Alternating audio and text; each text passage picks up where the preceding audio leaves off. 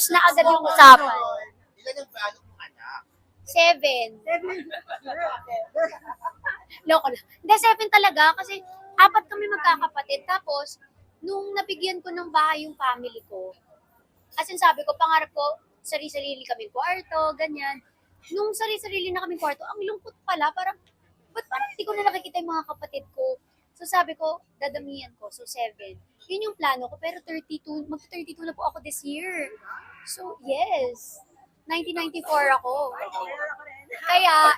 Kaya, talagang excited na yung asawa ko. Pero parang, sana kayanin ko pa yung 7.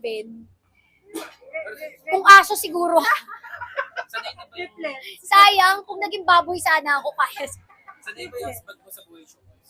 Hindi talaga. Alam mo, pag tinatanong ko yung asawa ko, napapayag siya sa unang family feud kasi sabi ko, sayang pera to pag nanalo tayo. Yung pangalawang family feud, pumayag siya because ninong namin si Ninong Dong. Tapos, yung next na, pakita niya sa TV, ninong namin si Ninong Boy. Abunda, hindi siya nakapunta. Pero sabi ko, mangungulekta tayo. So, kailangan magpa-interview ka.